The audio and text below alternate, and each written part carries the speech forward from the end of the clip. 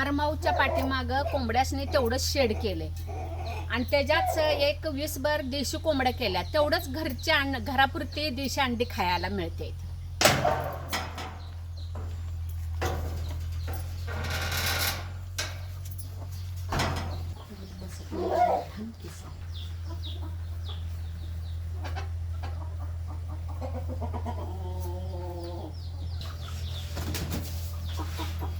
बघा देशी कोंबड्या, काय कोंबडा आहेत यात. थोड्या अंडी घालत्यात, थोड्या अजून घालायला आल्यात. असं आहे ना, लहान मोठ्या.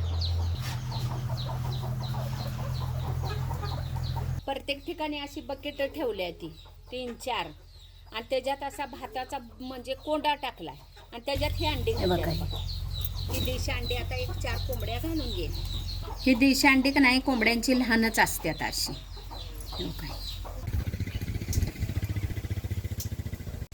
देशी अंडी शरीराला खायला चांगली असतात. आम्ही काय केलंय, 10-15 कोंबड्या शेतातच पाळलेल्या आहेत आणि आता त्यांची ही अंडी काढून आणल्यात. आता घरला जाऊन कधी म्हटलं कालवण करायचं म्हणून आज ठरवलं शेतातच कालवण करायचं. ही देशी का नाही लहान असतात अशी अंडी आणि कलरला लालसर थोडी असतात, पांढरी नसते ती.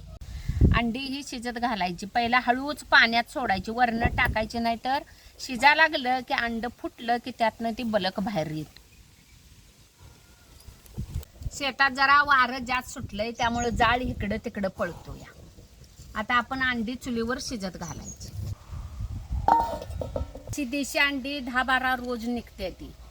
काय घरात खातोय, काय मुलीसनी देतोय. एखाद्या वेळेस त्याच वेळेत जास्त जरा अंडी साठली 2-3 दिवसाची, कोणतर पाहुणे आले की त्यासनी पण आम्ही देतो या. कांदा एक चुलीत भाजून घ्यायचा.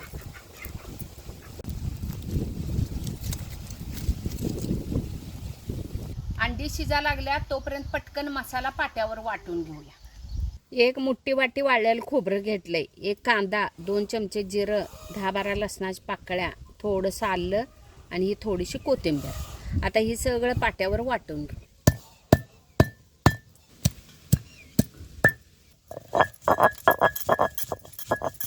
हे बघा, ही असा घबरा पाट्यावर वाटून घ्यायचा.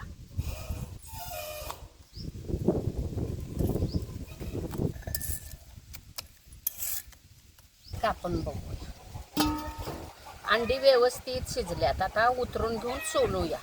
अंड्याचं कालवण करून घेऊया. 1-1.5 पळी तेल वतलंय, जरा जिरं टाकायचं फोडणीला.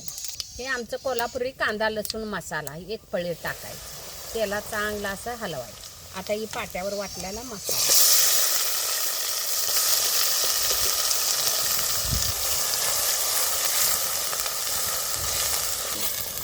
तेलात असा व्यवस्थित मसाला का नाही अंगचं तेल सुटेपर्यंत मसाला तेलात भाजायचा.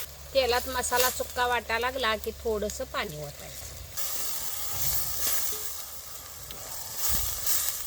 थोडीशी हळद टाकायची मसाल्यात भाजताना. अंड्याचं कालवण करायला तसं काही उशीर लागत नाही, काही नाही. अंडी एकीकडे शिजत घालायचं आणि मसाला वाटायचा. मसाला पटकन झाला की तोपर्यंत अंडी शिजतात आणि लगेच फोडणी टाकायची. 15-20 मिनिटात होतं. असं मसाल्याला तेल सुटलं की पाणी ओतायचं. वरून कोमट पाणी ओतायचं, थंड पाणी ओतायचं. तुम्हाला घट पातळ तुमच्या प्रमाणे तुम्ही पाणी घाला. झाडाची ऊन सावली या लागल्या का नाही ह्याच्यावर, त्यामुळे तुम्हाला क्लिअर दिसत. ही लहान आंब्याचं झाड आहे वरती, त्याच्या पानांची काय सावली, वारा आले की जरा ऊन येतंय, परत सावली, असं व्हायला लागलं. चवीनुसार मीठ घालायचं. आता कसा झणझणीत कट आलाय बघा. वरनं थोडीशी कोथिंबीर टाकायची. रश्याला उकळी आल्यावरच अंडी टाकायची, त्याच्या अगोदर टाकायची नाही.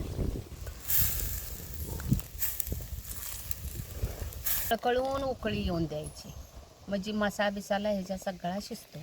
रश्याला उकळी आल्यात आपण अंडी ह्यात सोडायची. तुम्हाला पाहिजे असले तर हे जरा थोडं चिरून पण सोडला तरी चालतंय.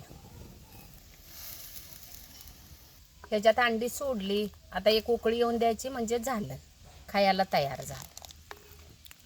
कसं झणझणीत झालंय बघा.